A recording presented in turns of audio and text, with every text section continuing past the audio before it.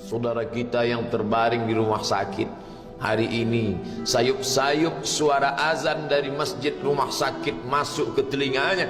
Dia menonton di televisi acara live solat Jumat, tapi saat itu dia hanya mampu terbujur kaku. Ruhnya masih ada dalam jasad. Anaknya tidak bisa berada di sampingnya karena security tidak mengizinkan keluarga berada di dalam ruang ICU.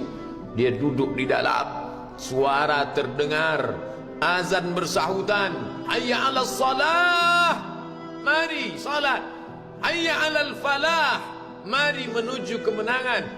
Dia hanya bisa meneteskan air mata. Kenapa?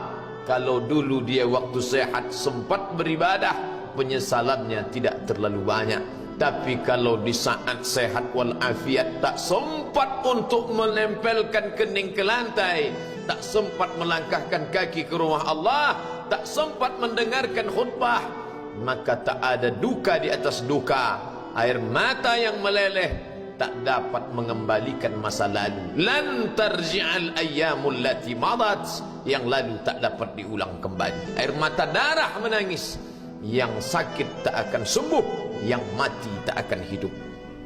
Penyesalan selalu datang di akhir perbuatan. Belum pernah orang menyesal sebelum perbuatan berlalu. Selalu penyesalan di akhir. Di saat itu penyesalan tak lagi bermakna. Apa kata mereka ketika melihat azab Allah? Rabbana, hai Tuhan kami, ya Rabb kami, absarna, mata kami sudah melihat azab, wa sami'na, telinga kami sudah mendengar suara tangisan, teriakan, pekikan di dalam neraka. Farji'na, kembalikan kami lagi ke dunia, na'mal salihah, kami ingin beramal saleh, inna muqinun, kami yakin seyakin-yakinnya.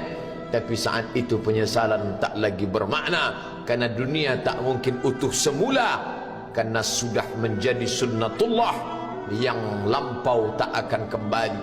Idza sama'un fatarat, langit terbelah, wa idzal kawakibun tasarat, planet-planet bertabrakan, wa idzal biharu fujirat, lautan diledakkan, diletupkan, wa idzal quburu bu'asirat, semua yang dikubur dibangkitkan.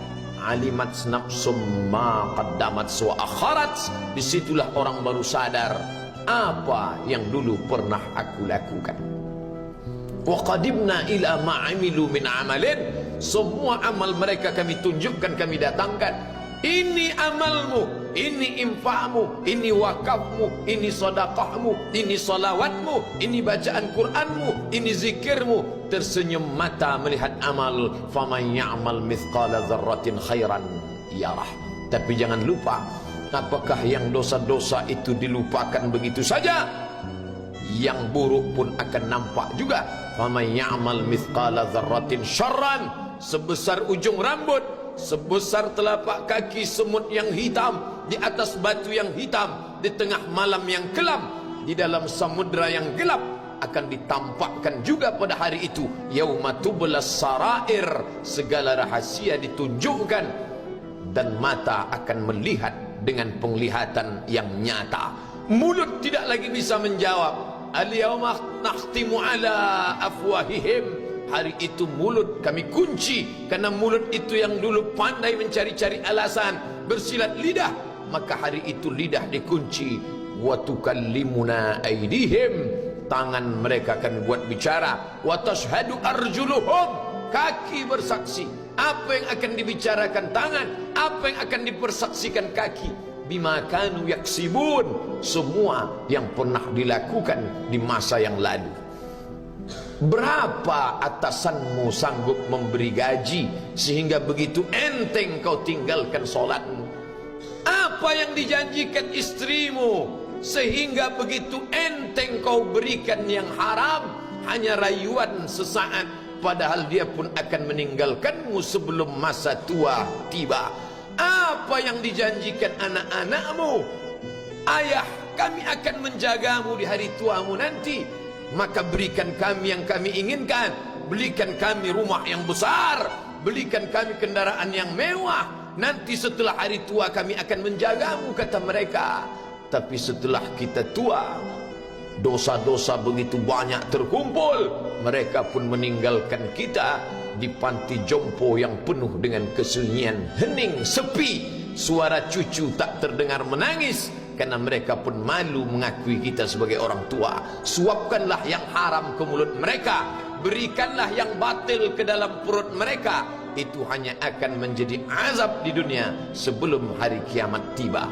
Ish masyita, hiduplah sesuka hatimu. Ish masyita, apa yang mau kau makan, makanlah. Apa yang akan kau bekerjakan, kerjakanlah.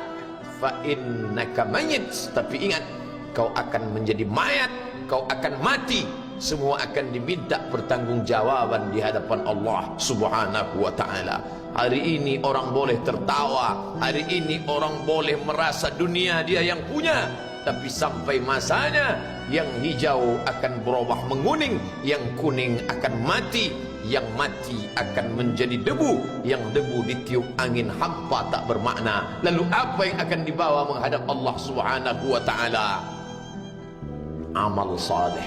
Kalau pernahlah mulut itu membaca sepotong dua potong ayat sebelum berangkat bekerja, kalau sempatlah masuk ke kamar mandi mengambil air wudhu, salat sunat duha sebelum berangkat bekerja, kalau sempatlah ketika duduk dalam suasana santai membuka iPad lalu dibuka Quran digital sambil melihat beberapa ayat merenungkan maknanya, mengingat mati, kalau sempatlah mulut mengucapkan subhanallah wa bihamdihi subhanallahil azim, kalau sempatlah anak istri dibawa ke masjid iktikaf mendengarkan pengajian, kalau sempatlah beberapa persen dari pendapatan itu dilimpahkan ke rumah anak yatim panti jompo masjid, kalau sempatlah beberapa meter tanah dibeli untuk pembebasan mendirikan rumah Allah, kalau sempat memberikan beberapa karpet untuk rumah yang selalu ditinggalkan, kalau sempatlah membelikan beberapa kilo beras untuk yatim piatu dan panti jompo,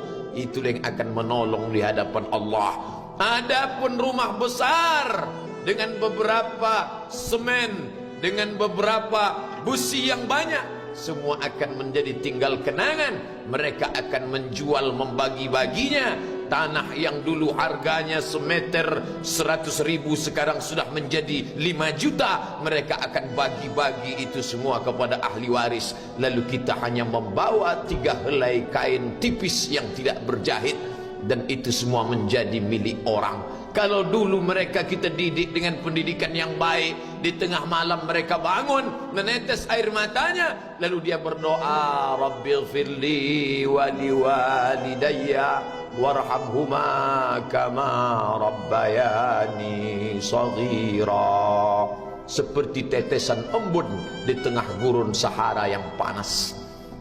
Kalau sempatlah mereka berdoa, Allahumma ighfir lahu warhamhu wa'afihi wa'fu anhu, maka mengalirlah air yang sejuk ke tenggorokan yang kering. Kalau sempatlah mereka membeli makanan, diundangnya anak yatim, diusapnya kepala, ya Allah, terimalah sedekahku ini untuk almarhum ayahku, almarhumah bundaku. Aku tak dapat membalas budi baik mereka, ya Allah, mereka sudah mendahului aku. Maka akan mengalirlah itu sebagai perlipur lara di tengah alam barzakh sementara kiamat tiba. Tapi kalau mereka hanya dididik dengan keduniawian, dididik dengan kemewahan, disumbat mereka dengan materi, tak pernah diingatkan pada mati. Ketika kita mati, mereka pun juga akan mati perasaan ingatannya. Paling celaka lagi, mereka mengingat kita dengan mengantarkan bunga, mereka mengingat kita dengan pakaian hitam, mereka mengingat kita dengan suara musik, mereka mengingat kita dengan memajang foto kita besar-besar di dalam rumah. Dan itu hanya menjadi penghalang rahmat Allah turun, tidak berkesan sedikit pun. Mereka sedang menyangka kalau dinyanyikanlah lagu kesenangan kita, terobat rindu hatinya. Kalau dipajangnya foto kita, dilingkarkannya karangan bunga, puas rindunya. Padahal itu tidak membuat pengaruh apapun kepada kita di alam barzakh. Maka sayang, buatlah sayang yang mengingatkan sesudah mati. Kalau rindu, buatlah kerinduan yang membuat dia akan tetap mengalir sebagai satu amal sesudah kematian. Idza matal insan, kalau manusia mati, inqata'a. Dulu rajin membaca Quran, berhenti. Dulu rajin solat tahajud, berhenti. Dulu rajin menghatamkan segala yang baik-baik, berhenti. Tapi ada yang tetap mengalir. Di antara yang mengalir itu adalah sedekatun jariyah. Sempat membelikan beberapa bungkus nasi. Nampak orang tua di panti jompo menyuap nasi itu, menggeletar tangan mereka karena usia lanjut, menetes air mata. Kita bukan sedang melihat orang tua, kita bukan sedang melihat orang lain. Saat itu kita sedang melihat potret diri kita 30 tahun yang akan datang. Di mana aku 30 tahun akan datang? Surga, kenikmatan yang luar biasa, tapi dia tidak akan dimasuki oleh orang yang biasa-biasa. Solat biasa, baca Quran biasa, zikir biasa, untuk mendapatkan yang luar biasa, maka itu bukan perimbangan ibadah yang fair. Hanya dengan solat wajib biasa, hanya dengan baca Quran biasa, hanya dengan zikir biasa, hanya dengan sedekah biasa, berharap akan masuk ke dalam surga yang luar biasa, maka sungguh bukan suatu perimbangan perniagaan yang seimbang antara makhluk dengan Khalik Allah Subhanahu wa taala. Khutbah Jumat ini kembali mengingat kita, mengajak merenung bersama. Kita ini mau kemana? Di sini untuk apa? Yang kita bawa menghadap Allah itu apa? Apakah nama, jabatan, kebesaran, harta benda ikut menghadap Allah? Tidak. Dia akan tinggal menjadi puing-puing kenangan. Yang akan dibawa adalah amal saleh. Makanya kita selalu berdoa selesai wudu, Allahumma ja'alni minat tawabin waj'alni minal mutatahhirin. Ditutup dengan waj'alni min ibadikas salihin.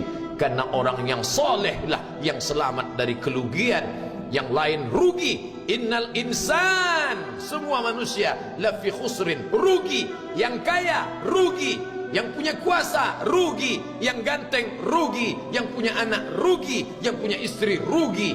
Tapi ada yang beruntung, illallazina amanu, kecuali yang beriman, wa amilus salihati, dan beramal saleh. Itulah orang yang beruntung, karena dia akan hidup dalam kehidupan yang kekal abadi, membawa iman dan amal salehnya. Kalau sampai hari ini masih bersemayam di dalam diri kita, mari kita jaga.